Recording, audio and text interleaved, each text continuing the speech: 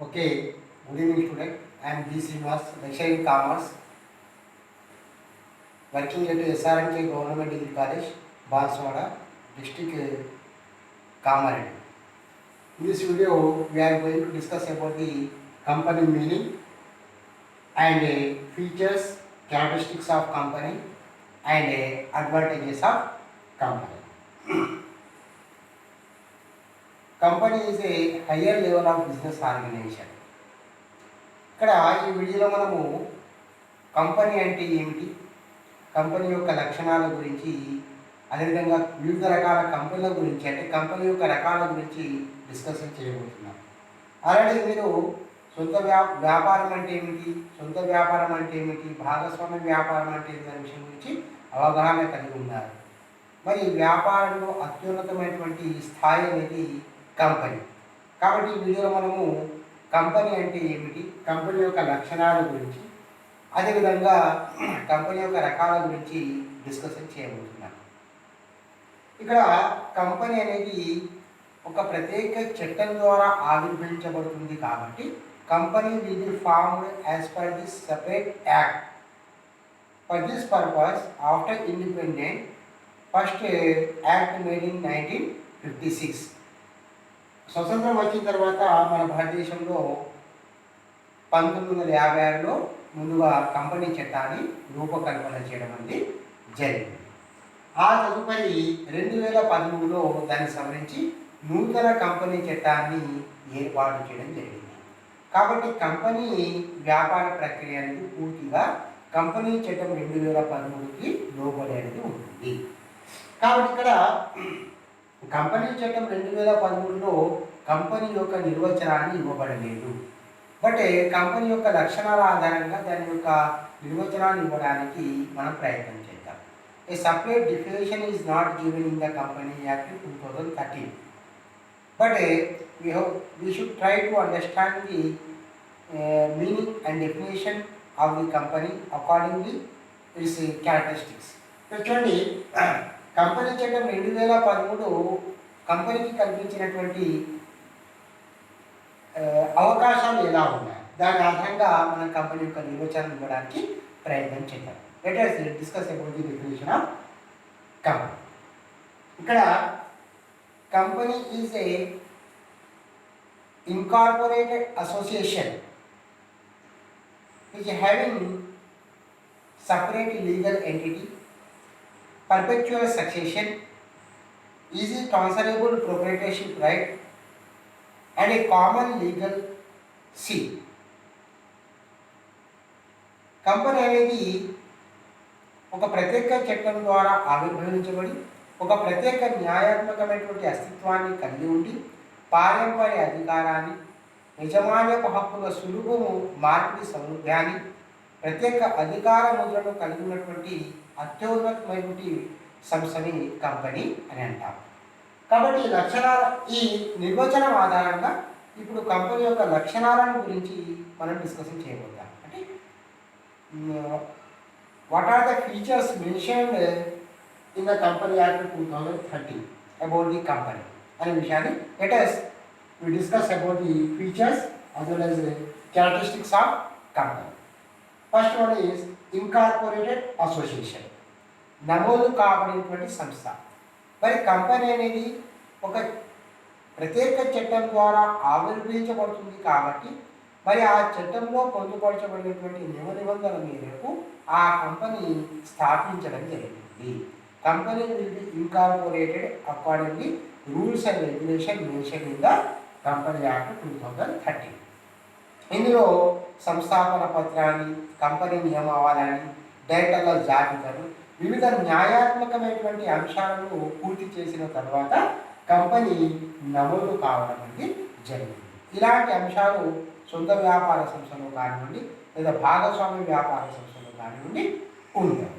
కాబట్టి కంపెనీకి సంబంధించినటువంటి ప్రతి ప్రక్రియ అనేది కంపెనీ చట్టంలో పొందుపరచబడినటువంటి విధి విధానాలకు లోబడి నిర్వహించడానికి అవకాశం అనేది ఉంది. ఇది మొదటి అంశం. అదేవిధంగా ఆర్టిఫిషియల్ లీగల్ పర్సన్. కంపెనీ చట్టము కంపెనీకి ఒక ప్రత్యేక న్యాయాత్మకమైనటువంటి అస్తిత్వాన్ని కలిగి ఉంది. ప్రత్యేక న్యాయాత్మక అస్తిత్వం. ఇలాంటి అస్తిత్వం సొంత వ్యాపార సంస్థకు కానీ భాగస్వామ్య వ్యాపార సంస్థకు లేదు. Company act 2013 provided to the company a specific artificial entity. It has a specific legal entity. కాబట్టి దీని ప్రకారం కంపెనీ వివిధ రకాల వ్యవహారాలు అనగా ఆస్తులు కొనుగోలు అమ్మకాలు కావచ్చు, ఇతరులపై దావా వేయడం కావచ్చు, ఇతరులు కంపెనీపై దావా వేయడం కావచ్చు, ఇవన్నీ కూడా కంపెనీ పేరు మీద నిర్వహించబడతాయి. All type of activities will be organized on the name of company only. Procurement of assets or selling of assets, issue against the third person. Third person can be issued on the name of company only. కాబట్టి ఇలాంటి ప్రత్యేక లక్షణం అనేది సొంత వ్యాపార సంస్థలు కానీ భాగస్వామ్య వ్యాపార సంస్థలు కానీ లేదు. అదేవిధంగా మేనేజ్మెంట్ నిర్వహణ. ఇక్కడ కంపెనీ కార్యకలాపాలను నిర్వహించడానికి యజమానులైనటువంటి వాటాదారు ప్రత్యక్షంగా పాల్గొనడం అనేది జరగదు. మన సొంత వ్యాపార సంస్థలు కానివ్వండి, భాగస్వామ్య వ్యాపార సంస్థలు కానివ్వండి చూసినట్లయితే యజమానులు ప్రత్యక్షంగా సంస్థ యొక్క నిర్వహణలో పాల్పంచుకోవడం అనేది జరుగుతుంది. కంపెనీ తరహా సంస్థలు అలా కాకుండా కంపెనీ దైనందిక కార్యకలాపాలను నిర్వహించడానికి, నిర్ణయం తీసుకోవడానికి, అజమాయిషీ చేయడానికి ప్రత్యేకంగా ఒక నైపుణ్యంతో కూడుకున్నటువంటి వ్యక్తులను నియమించడం ఉంటుంది. వారిని డైరెక్టర్స్ అంటారు. ఈ డైరెక్టర్ యొక్క బోర్డు ఆధ్వర్యంలో కంపెనీ యొక్క కార్యకలాపాలను నిర్వహించడం జరుగుతుంది. కాబట్టి ఇలాంటి ప్రత్యేక విషయం సొంత వ్యాపార సంస్థలు కానివ్వండి, భాగస్వామ్య వ్యాపార సంస్థలు కానీ మనకు కనబడదు. అంటే ఇక్కడ యజమానులు ప్రత్యక్షంగా పాల్గొనకుండా వారి ఆధ్వర్యంలో వారికి ప్రతినిధులుగా డైరెక్టర్లు ఉంటూ కంపెనీ యొక్క కార్యకలాపాలను నిర్వహిస్తూ, అజమాయిషీ చేస్తూ, నియంత్రణ చేస్తూ ఉంటారు. అదేవిధంగా 4th one పర్పెచువల్ ఎగ్జిస్టెన్స్ అంటే పారంపర్య అధికారం. పర్పెచువల్ ఎగ్జిస్టెన్స్ పారంపర్య అధికారం. కంపెనీ చట్టము కంపెనీకి పారంపర్య అధికారాన్ని ప్రసాదించింది. Company act 2013 provided to the company perpetual existence. It means continuous existence. ఇలాంటి లక్షణాలు సొంత వ్యాపార సంస్థలు కానివ్వండి, భాగస్వామ్య వ్యాపార సంస్థలు కానివ్వండి మనకు కనబడదు. సొంత వ్యాపార సంస్థలు ఒకే యజమాని ఉంటాడు కాబట్టి అతను చనిపోయినట్లయితే వ్యాపారం మూతపడుతుంది.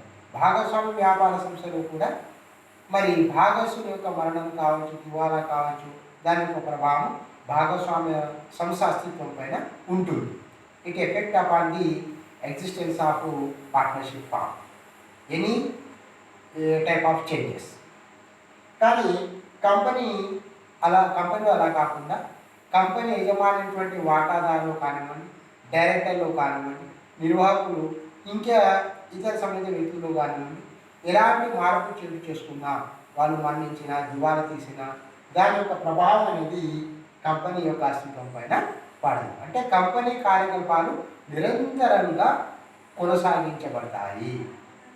The transactions of company will be continue for the long time. కానీ ఇలాంటి అవకాశం సొంత వ్యాపార సంస్థకు కానీ భాగస్వామ్య వ్యాపార సంస్థకు కల్పించబడలేదు. అదేవిధంగా కామన్ సీల్. ఇక్కడ కంపెనీ చట్టము కంపెనీకి ఒక న్యాయాత్మకమైనటువంటి అస్తిత్వాన్ని కల్పించినప్పటికీ కంపెనీకి భౌతిక స్వరూపం లేదు. Okay, company will be treated as a artificial person but not natural person. That's why company act provided A separate legal common seal. ఇక్కడ చూడండి, మనము సహజ సిద్ధమైనటువంటి వ్యక్తులు ఏదైనా కార్యకలాపాలు నిర్వహించేటప్పుడు మనకు సంబంధించిన కార్యకలాపాలుగా గుర్తించడానికి మన సంతకం చేస్తాం. కానీ కంపెనీకి న్యాయాత్మకమైన అస్తిత్వం ఉన్నప్పటికీ భౌతిక స్వరూపము లేదు, భౌతిక ఉనికి లేదు. There is no physical appearance as natural person. That's why company register office will allot a separate common seal to every company. కాబట్టి ఈ కంపెనీ రిజిస్టర్ ఆఫీస్ అనేది కంపెనీకి ప్రత్యేకంగా ఒక ముద్రను కేటాయించడం జరుగుతుంది. ఈ ముద్ర కంపెనీకి సంతకం లాంటిది. అంటే కంపెనీకి సంబంధించినటువంటి అన్ని రకాల ఉత్తర ప్రస్తుతాలపైన, అన్ని రకాల కార్యకలాపాలపైన, డాక్యుమెంట్లపైన ఈ కంపెనీకి సంబంధించినటువంటి వ్యవహారంగా గుర్తించడానికి వీలుగా ఈ ముద్రను ముద్రించడం అనేది జరుగుతుంది. ఈ ముద్ర అనేది ప్రతి కంపెనీకి ప్రత్యేకంగా కేటాయించబడుతుంది. ఒక కంపెనీకి కేటాయించబడినది మరొక కంపెనీకి కేటాయించడానికి అవకాశం అనేది ఉండదు. కాబట్టి కంపెనీ ఒక వ్యవహారం కంపెనీకి సంబంధించిన వ్యవహారంగా, ఒక ఒప్పందం కంపెనీకి సంబంధించిన ఒప్పందంగా పరిగణించబడాలంటే దానిపైన కంపెనీ యొక్క అధికారిక ముద్రను కలిగి ఉండాలి. అలాంటప్పుడే ఆ ఒప్పందం కానీ ఆ వ్యవహారం కానీ ఆ కంపెనీకి సంబంధించినటువంటి ఒప్పందంగా లేదా వ్యవహారంగా పరిగణించబడుతుంది లేదా పరిగణించడానికి అవకాశం అనేది ఉంటుంది. అదేవిధంగా మెంబర్స్ అంటే సభ్యులు. ఇక్కడ సొంత వ్యాపార సంస్థలో ఒకే వ్యక్తి ఉంటాడు. భాగస్వామ్య వ్యాపార సంస్థలో ఇద్దరు, గరిష్టంగా 10-20 మంది వరకు ఉండడానికి అవకాశం ఉంటుంది. అది స్వభావం పైన ఆధారపడి ఉంటుంది. అదేవిధంగా కంపెనీ యొక్క సభ్యత్వాన్ని గురించి మనం ఆలోచించినట్లయితే minimum and maximum membership of company restriction given in company act 2013. కాబట్టి కంపెనీ కనుక ప్రైవేట్ కంపెనీ అయినట్లయితే కనీస సభ్యుల సంఖ్య 2 ఉండాలి. పబ్లిక్ కంపెనీ అయినట్లయితే 7 ఉండాలి. అదేవిధంగా గరిష్ట సభ్యుల సంఖ్య ప్రైవేట్ కంపెనీ అయినట్లయితే 200 వరకు ఉండవచ్చు. అదేవిధంగా పబ్లిక్ కంపెనీ అయినట్లయితే అపరిమితం, అది కంపెనీ యొక్క అవసరముపై ఆధారపడింది ఉంటుంది. Minimum membership if company is private is 2, if company is public 7 members. Maximum membership if company is private 200, then if company is public unlimited. That is depend upon the requirement and nature of the company. అదేవిధంగా limited liability పరిమిత రుణ బాధ్యత. మరి సొంత వ్యాపార సంస్థలో భాగస్వామ్య వ్యాపార సంస్థలో తీసుకున్నట్లయితే అందులో యజమానుల యొక్క రుణ బాధ్యత అపరిమితమైనది. అంటే అక్కడ వ్యాపార సంస్థలో ఏమైనా నష్టాలు వచ్చినట్లయితే మరి నష్టాలను పూడ్చడానికి సొంత ఆస్తులు కనుక సరిపోకపోతే అప్పుడు వ్యాపార సంస్థ యొక్క ఆస్తులు సరిపోకపోతే సొంత ఆస్తులను అమ్మవలసినటువంటి అవసరం ఏర్పడుతుంది. If you take example of so proprietary partnership, if any loss facing by the organisation, then if organization assets are not sufficient to fulfill the classes, then owners has to sell their own assets also. ఇక్కడ company తర వ్యాపార సంస్థలు అలా కాకుండా కంపెనీకి సంబంధించినటువంటి యజమాని వాటాదారులకు ఉన్న బాధ్యత వారు కొనుగోలు చేసినటువంటి వాటాల విలువ మేరకు మాత్రమే పరిమితమైనది. In the company type of organisation shareholder liability will be limited to their investment and their share value. If any loss, maybe they lost their investment, but there is no effect on their own personal asset. This is the one of the best advantages of company. కాబట్టి next one transfer of ownership, యజమాన్యపు హక్కుల మార్పిడి.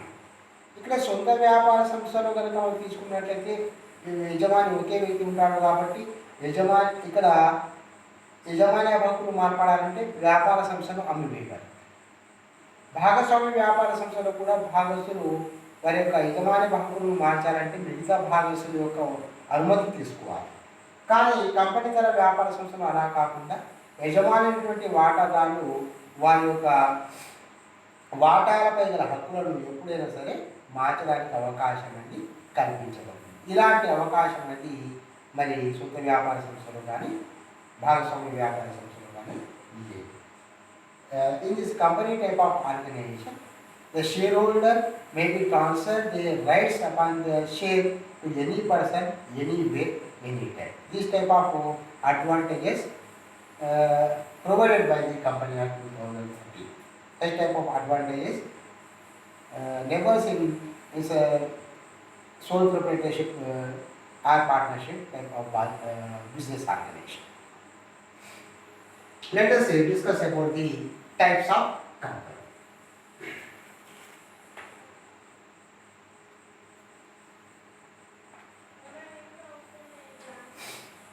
Okay, let us discuss about the types of companies. ఇప్పుడు మనము company యొక్క రకాల గురించి discussion చేయబోతున్నాం. అంటే ఇక్కడ కంపెనీ వివిధ రకాల స్వభావాలు కలిగి ఉంటుంది. కంపెనీ చట్టం ప్రకారం కంపెనీ స్థాపించబడినప్పటికీ స్థాపన విధానంలో కానివ్వండి, నిర్వహించే కార్యకలాపంలో కానివ్వండి, దాంట్లో కొన్ని మార్పులు ఉండడానికి అవకాశం అని ఉంటుంది. కాబట్టి వివిధ రకాల అంశాల ఆధారంగా కంపెనీ వివిధ రకాలుగా మనము వర్గీకరించడానికి అవకాశం ఉంది. కాబట్టి వాటి గురించి ఇప్పుడు మనము కాస్త డిస్కషన్ చేద్దాం. ఓకే, ఇక్కడ ప్రధానంగా నాలుగు అంశాల ఆధారంగా కంపెనీ అనేక రకాలుగా వర్గీకరించడానికి అవకాశం ఉంది. వాటి గురించి మనం చదువుకుందాం. ఓకే, ఇక్కడ బై మోడ్ ఆఫ్ ఇన్కార్పొరేషన్ అంటే నమోదు ఆధారంగా కంపెనీ యొక్క వర్గీకరణ. నమోదు ఆధారంగా కంపెనీ మూడు రకాలుగా వర్గీకరించవచ్చు. అద basis of mode of incorporation company can be classified into 3 categories: chartered కంపెనీలు, స్టాట్యుటరీ కంపెనీ, శాసనాత్మక కంపెనీలు, రిజిస్టర్డ్ కంపెనీస్. చార్టర్డ్ కంపెనీస్ అంటే ఒక రాజు కానీ లేదా ఒక రాణి కానీ సార్వభౌమాధికారి ఆధారంగా జారీ చేసినటువంటి శాసనాల ఆధారంగా స్థాపించబడినటువంటి కంపెనీలు చార్టర్డ్ కంపెనీస్ అంటారు. ఈ company established on the basis of royal charter issued by the king or queen is called a chartered company. Best example for this type of company is East India Company, which is established by the British ruler in India. But this type of companies are not existing today. ఇలాంటి కంపెనీలు ఇప్పుడు మనకు కనబడతాయి. మరి British వారు పరిపాలన వ్యవస్థ ఉన్నప్పుడు మన ఇండియాలో స్థాపించబడినటువంటి ఈస్ట్ ఇండియా కంపెనీ అయితే ఉందో అది ఈ రకమైనటువంటి చార్టర్డ్ కంపెనీకి ముఖ్యమైనటువంటి ఎగ్జాంపుల్గా మనం చెప్పుకోవచ్చు. అదేవిధంగా స్టాట్యుటరీ కంపెనీ, శాసనాత్మక కంపెనీ అంటే కేంద్ర రాష్ట్ర ప్రభుత్వాలు ఆయా పార్లమెంటులో కానీ శాసనసభలో కానీ ప్రత్యేక చట్టం తీసుకురావడం ద్వారా స్థాపించబడినటువంటి కంపెనీలు శాసనాత్మక కంపెనీలు అంటారు. This type of company will be established by the public interest by the government. Special resolution are act made in the parliament as well as state assembly. కాబట్టి పార్లమెంటులో కానీ శాసనసభలో కానీ ప్రత్యేక చట్టం తీసుకురావడం ద్వారా ఏర్పాటు చేయబడినటువంటి కంపెనీలు శాసనాత్మక కంపెనీలు అని అంటారు. మరి ఇలాంటి కంపెనీలకు ముఖ్యమైనటువంటి ఉదాహరణ రిజర్వ్ బ్యాంక్ ఆఫ్ ఇండియా ఉంది, Life Insurance Corporation of India ఉంది, General Insurance Corporation of India ఉంది, హిందుస్థాన్ షిప్ యార్డ్ ఉంది.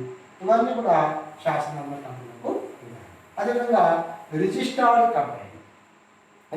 కంపెనీస్ అంటే ఏమిటి అంటే కంపెనీ చట్టం ప్రకారం నమోదు కాబడినటువంటి కంపెనీలు కూడా రిజిస్టర్డ్ కంపెనీ. ఇప్పుడు ఉన్నటువంటి కంపెనీలు దాదాపు 80-90% కంపెనీలన్నీ కూడా రిజిస్టర్డ్ కంపెనీ. ఇప్పుడు మన భారతదేశంలో మనం తీసుకున్నట్లయితే కంపెనీ చట్టం 2013 ప్రకారం నమోదు కాబడినటువంటి అన్ని కంపెనీలు కూడా రిజిస్టర్డ్ కంపెనీగానే పరిగణించబడతాయి. ఇప్పుడు company classification of the place of land అంటే రుణబాధ్యత ఆధారంగా కంపెనీ యొక్క వర్గీకరణ మనం పరిశీలిద్దాం.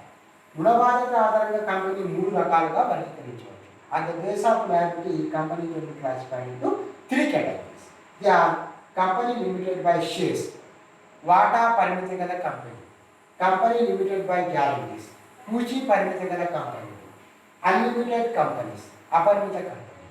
ఇక్కడ కంపెనీ లిమిటెడ్ బై షేర్స్ వాటా పరిమితి గల కంపెనీలో వాటాదారుల యొక్క రుణ బాధ్యత వారు కొనుగోలు చేసిన వాటా విలువ మేరకు పరిమితమై ఉంటుంది. In this type of companies share holder liability limited to their share value in the company. కాబట్టి కంపెనీలో ఏమైనా నష్టాలు కనుక వచ్చినట్లయితే వారు వెచ్చించిన పెట్టుబడి మాత్రం వారు కోల్పోతారు, కానీ వారి సొంత ఆస్తులకు ఎలాంటి నష్టం అనేది వారు. కంపెనీ లిమిటెడ్ బై గ్యారంటీ అంటే పూచీ పరిమితి గల కంపెనీ. ఈ రకమైనటువంటి కంపెనీలో వాటాదారులు వారు వాటాలు కొనుగోలు చేసేటప్పుడు ఒక పూచీ ఇవ్వడం జరుగుతుంది. కంపెనీ పరిసమాప్తి సందర్భంలో కంపెనీకి ఏమైనా డబ్బు అవసరమైనప్పుడు మేము ఆ డబ్బు సమకూరుస్తాము అని ఒక పూచీ ఇవ్వడం జరుగుతుంది. కాబట్టి దాన్ని పూచీ పరిమిత గల కంపెనీ అంటారు. In this type of companies share holder may give one type of guarantee to the company. They will provide some amount which is required during the company liquidation time. Generally this type of companies are non-trading organization. Okay, ఇలాంటి సర్వసాధారణంగా వ్యాపారేతర కార్యకలాపాలు నిర్వహించే ఉద్దేశంతో స్థాపించబడినటువంటి కంపెనీలు ఈ కోవకు చెందుతాయి. Unlimited companies, అపరిమిత కంపెనీ. ఈ రకమైనటువంటి కంపెనీలో వాటాదారుల యొక్క రుణ బాధ్యత అపరిమితంగా ఉంది. In this type of company share holder liabilities unlimited to their shares. కాబట్టి కంపెనీలో ఏమైనా నష్టాలు వాటినట్లయితే వారు మరి వారు పెట్టిన పెట్టుబడితో పాటు సొంత ఆస్తులు కూడా అమ్ముకోవాల్సిన పరిస్థితి ఉత్పన్నం కావచ్చు. Then company classification based on public interest. ప్రజల ఆసక్తి ఆధారంగా వర్గీకరణ 3 రకాలుగా వర్గీకరించడానికి అవకాశం ఉంది. ప్రజల ఆసక్తి ఆధారంగా public company, private company, then government company. Public కంపెనీలు, ప్రైవేట్ కంపెనీలు, గవర్నమెంట్. పబ్లిక్ కంపెనీ, ఇక్కడ పబ్లిక్ కంపెనీ అంటే ఏంటి అనే విషయాన్ని ప్రత్యేకంగా నిర్వచనం ఇవ్వాలి. కానీ కొన్ని రకాల లక్షణాలను కంపెనీ చట్టంలో చెప్పడం జరిగింది. ఒకవేళ కంపెనీ పబ్లిక్ కంపెనీ అయినట్లయితే కంపెనీ మూలధన సేకరణ కొరకు తప్పకుండా పరిచయ పత్రాన్ని జారీ చేయవలసినటువంటి అవసరం ఉంటుంది. అలాంటి కంపెనీలో కనీస సభ్యుల సంఖ్య 7 ఉండాలి. గరిష్ట సభ్యుల సంఖ్య అపరిమితంగా చెప్పవలసి ఉంటుంది.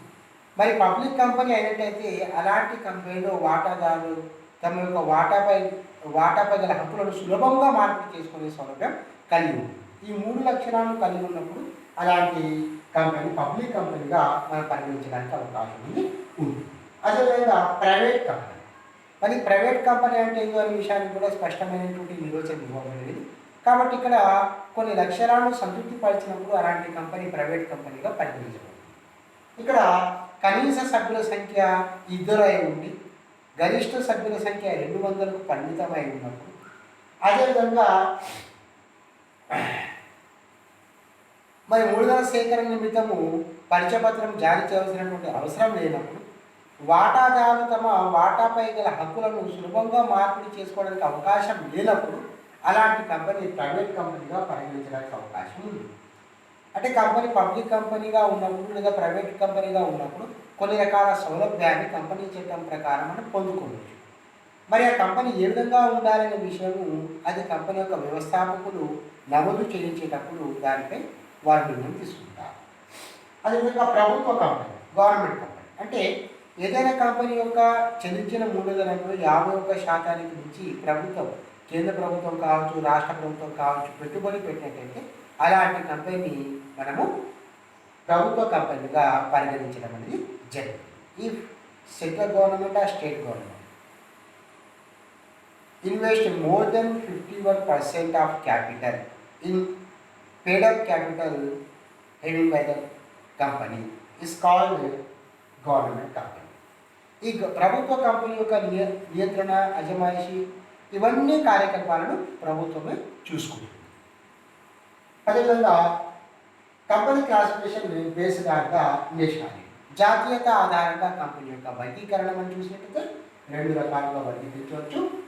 నేషనల్ కంపెనీస్, జాతీయ కంపెనీలు, ఇంటర్నేషనల్ కంపెనీస్, బహుళ జాతీయ లేదా అంతర్జాతీయ కంపెనీ. ఇందులో నేషనల్ కంపెనీస్ అంటే ఒక దేశ సరిహద్దులో స్థాపించబడి ఆ దేశ సరిహద్దులో మాత్రమే వ్యాపార కార్యకలాపాలు నిర్వహించే కంపెనీలు కూడా జాతీయ కంపెనీలుగా పరిగణించబడతాయి. If company established in one country and doing their business activities with in the surrounding of that country will be treated as national company. International company అంటే అంతర్జాతీయ కంపెనీ అంటే ఒక దేశ కంపెనీ చట్టం ప్రకారం ఒక దేశంలో స్థాపించబడి వివిధ దేశాలలో తమ యొక్క కార్యకలాపాలను విస్తరించి నిర్వహించే కార్యక్రమం నిర్వహించినప్పుడు అలాంటి కంపెనీలు ఇంటర్నేషనల్ కంపెనీస్ అని అంటారు. If one company established accordingly Company Act of one country and doing their activities throughout the various countries in the world will be treated as international companies. Like Hindustan Unilever Limited, one of the best example for international company doing effective business activities in our India. So, friends, students, in this video, we have discussed about the meaning of company, features and characteristics of company, and types of company. కాబట్టి commerce విద్యార్థులకు ఇది చాలా కీలకమైనటువంటి topic. Okay, thank you very much.